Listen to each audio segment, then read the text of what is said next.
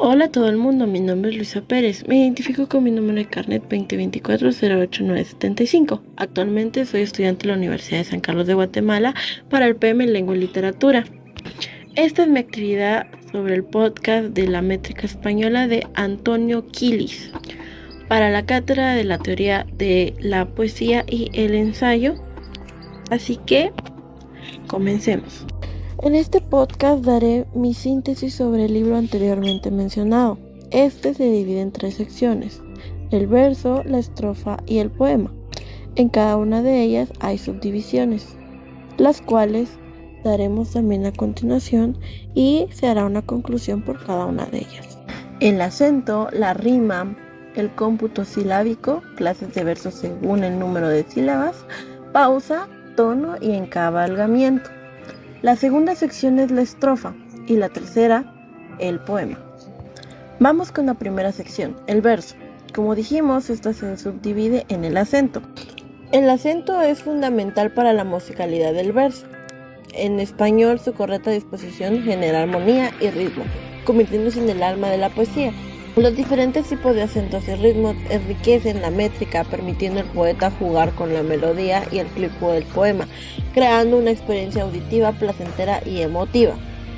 El acento se rige por un ritmo acentual.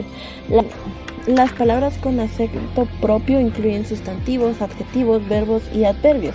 La clasificación del acento puede ser oxítonas, agudas, paroxítonas, llanas, proparoxítonas, esdrújulas, supraparoxítonas, sobreesdrújulas. El lugar del último acento en un verso determina su conteo silábico. Por ejemplo, los versos agudos suman una sílaba, los llanos se cuentan tal y cual y los esdrújulas restan una. En los tipos de ritmo puede ser yámbico, acentos en sílabas pares, trocaico en impares, o incluir acentos rítmicos y antirrítmicos que dan riqueza a la métrica. La rima embellece y estructura el poema, marcando el ritmo y la musicalidad del verso. Su elección correcta no solo refuerza el impacto emocional del poema, sino que también aporta coherencia y armonía a la composición. El cómputo silábico es fundamental en la poesía, ya que define la medida del verso y su ritmo con reglas específicas y fenómenos métricos como la sinalefa y la sinéresis. Se organiza la musicalidad del poema asegurando una estructura coherente y armoniosa. Los tipos de rima son rima total consonante y rima parcial asonante. Según la sílaba acentuada, como ya lo habíamos mencionado, aguda, llana y esdrújula, y los esquemas de la rima en rima continua con la A en monorrima, rima gemela, ABC pareado, rima abrazada, ABA y rima encadenada, ABAB. La rima no solo embellece el poema, sino que también define su estructura y ritmo. Su correcta elección potencia el impacto emocional y la sonoridad del verso. El cómputo silábico es la base estructural del verso, determinando su ritmo y sonoridad dentro del poema. Tenemos la regla del cómputo silábico, que sería la sinalefa, la sinéresis, diéresis y el hiato. Tipos de versos: el verso simple, que está compuesto de hasta 11 sílabas, el verso compuesto más de 11 sílabas con cesura, dividiendo el verso en 2 hemistiquios, el arte menor de hasta 8 sílabas y el arte menor de 9 a 11 sílabas. Las pausas en la poesía son importantes, esenciales para el ritmo y la estructura del verso, y hay varios tipos de pausas: pausa estrófica, pausa versal, pausa interna y cesura. Algunos ejemplos de estas pausas se pueden encontrar en obras de poetas como Francisco de Quevedo y José Zorrilla. El tono en la poesía influye en la melodía de cada verso y estrofa. Sus variaciones dependen de la longitud del grupo fónico. Cuanto más largo es, más bajo es el tono. En decasílabos, hexasílabos, heptatosal, octosílabo, que dependiendo de cuál, en el decasílabo el tono es más bajo y solemne, y en los demás mencionados tonos más altos, ideales para composiciones ágiles. El encabalgamiento en la poesía es un desajuste que ocurre cuando una pausa versal no coincide con una pausa morfosintáctica, es decir, es el desacuerdo entre el metro y la sintaxis. Hay ciertas agrupaciones de palabras en español que no permiten pausa en su interior, conocidas como cisremas. Y en algunos ejemplos son el sustantivo más adjetivo, el perro blanco, el sustantivo más complemento determinativo, el libro de Luis, y verbo más adverbio, Juan come bien, etc. En el encargamiento y rima en la poesía vamos a encontrar el braquistiquio o hemistiquio corto, que es la pausa más breve en el verso castellano, no excede los 4 tiempos. Tiene un gran afecto expresivo, resaltando ciertos aspectos del poema. Conclusiones para pausa, tono y encadenamiento de la poesía. Son elementos esenciales que contribuyen a la musicalidad y estructura del verso. Las pausas marcan descansos necesarios y ayudan a organizar el ritmo. El tono afecta la melodía del verso y varían según la longitud del grupo fónico y el tipo de pausa. El encabalgamiento crea un desajuste entre la pausa versal y... Ahora es la siguiente sección sobre la estrofa. La estrofa en la poesía es una unidad superior compuesta por varios versos con prioridades específicas. Axis rítmico, que es la penúltima sílaba métrica de cada verso concentrada en acento, cantidad, tono y timbre formando el eje rítmico de la estrofa. Número de rimas y distribución, que marcan la frontera versal y articulan los versos, garantizando cohesión y estructura.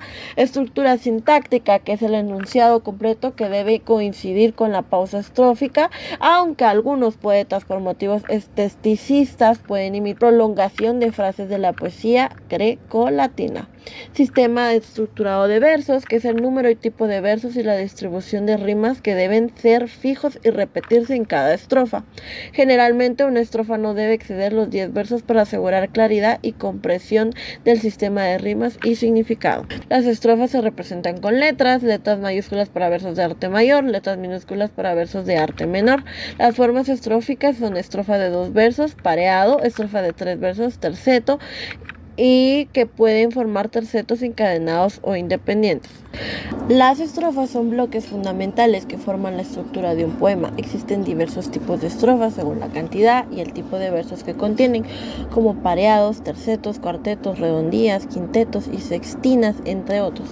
Cada tipo de estrofa tiene características propias que afectan la forma y el ritmo del poema, permitiendo al poeta expresar sus ideas de manera organizada y estética.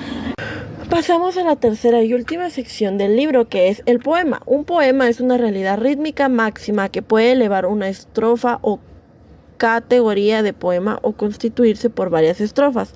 La división según la forma: poemas estróficos, estructurado en estrofas; monoestróficos, una sola estrofa; poliestróficos, varias estrofas con el mismo tipo de estrofa o alternando 2 tipos; poemas no estróficos, sin estructura en estrofas, manteniendo 1 o 2 tipos de versos alternados.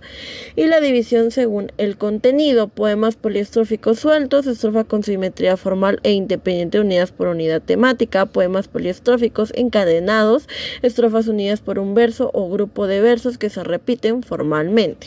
Evolución y variantes: rimas cruzadas, rimas distintas en el segundo cuarteto, combinaciones variadas en cuartetos, modificación en el último terceto, uso de diferentes metros y heterometría. Existen poemas de versos sueltos, poemas de versos libres, romance heroico y silva.